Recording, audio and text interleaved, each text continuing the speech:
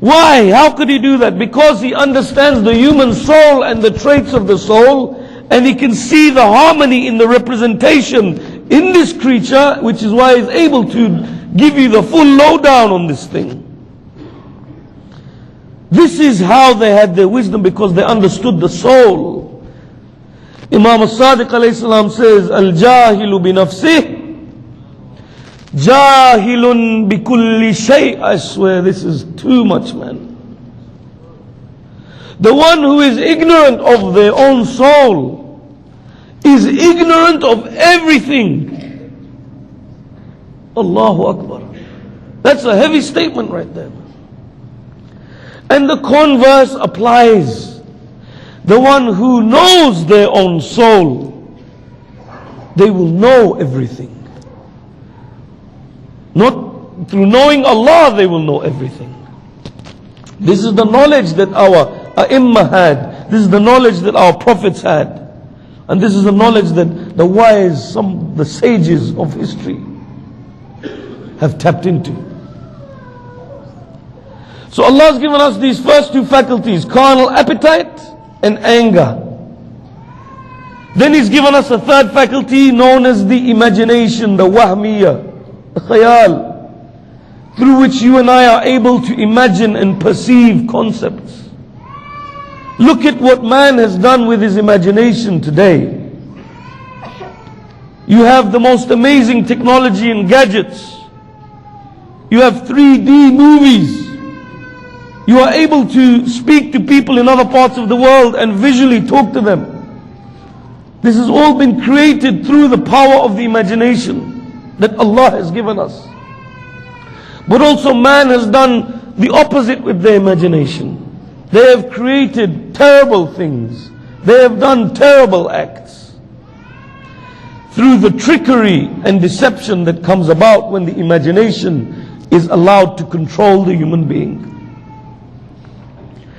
And finally, Allah has given us the fourth faculty, which is the aql, the intellect. This is the powerhouse in the human being. This is what makes us human beings. When Allah created us, He gave us the aql, which is a nur. You know, today we grow up in these kind of societies. We go to our schools and colleges and we get indoctrinated, man. We get indoctrinated and get told that the aql is the rational mind. The intellect is the rational mind. It is the ability that you and I have to rationalize things. This emanates from a concept that is called reductionism, whereby people have made great things ordinary. Today, instead of saying God, we say Mother Nature. We say the universe. This is reductionism. We are reducing what is lofty and great to that which is ordinary, man. Today nobody likes to use the word God. We call the aql, which is a nur, a light that Allah has put inside each and every single one of us. We call it, we bring it all the way down, drag it down, the rational mind. Whereas the aql is that divine light in the human being that allows you and me to decipher the right and the wrong, the truth and the falsehood. Not just be able to rationalize, man. That's a facet of it. We call the ruh, the spirit, the ruh that Allah has breathed into mankind. We bring it all the way down and we say the psyche, the consciousness. We have tried to remove the divine element within the human being, within this universe. Remove it. This is what has been tried to happen. After the Renaissance in Europe, where they divided, science was separated from religion. God was removed from the equation, which is why we learn these things the way we do today in our schools and colleges. Whereas go and look at the way the Imams and the Prophets have taught us about Allah, taught us about the universal phenomena, taught us about the human being. And we'll look at some of these examples inshallah over the next few nights.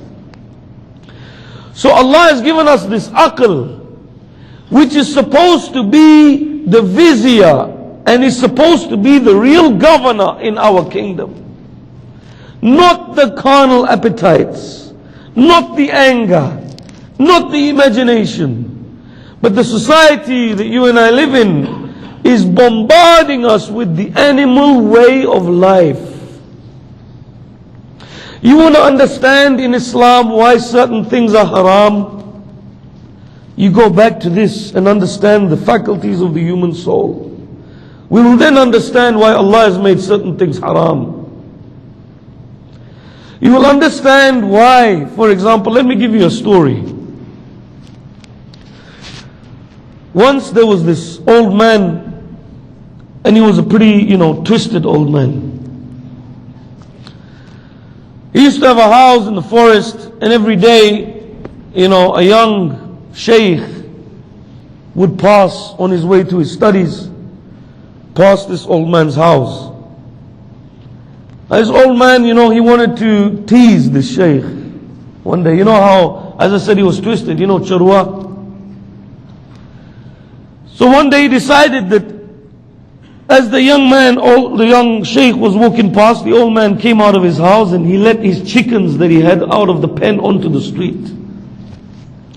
He let the chickens out onto the street and came out yelling, "Help, somebody help, my chickens, help me put them back in." The young sheikh is walking past, he quickly runs to aid this old man and helps him gather the chickens together and put them back in the pen. The old man shows his gratitude to the sheikh.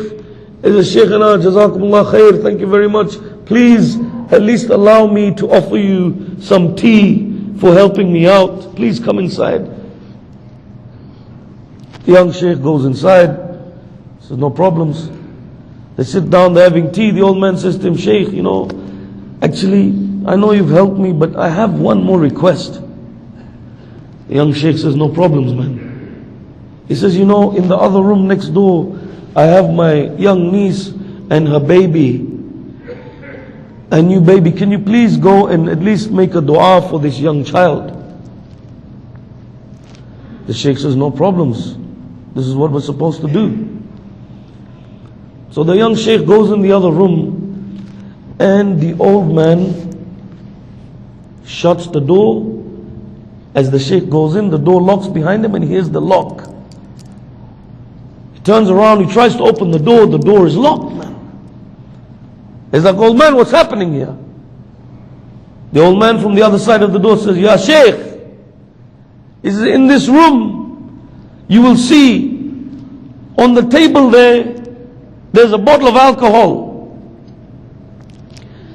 He says, "Either you drink that bottle of alcohol, or there's the young lady there, you do haram with her, or you kill that child." The sheikh is like, "What?" He's like, "Man, they don't train us for this in the house." He's like, "What's all this about?" He goes, "Look, man, you do one of these three things. Otherwise, I will go and spread the word in town that you have come to my house to assault me and my niece and this baby and everything, and your name will be ruined and the people of the town will crucify you." So now he sees, what am I going to do? He looks at the bottle of alcohol, he says, "Man, this is haram, Then he looks at the woman, he says, "No way, this is even worse." He looks at the child, he says, "No way am I going to kill this child, man." So he says, "Look, man, let me just, I'll have the drink." So he takes the drink and he downs it. All of it.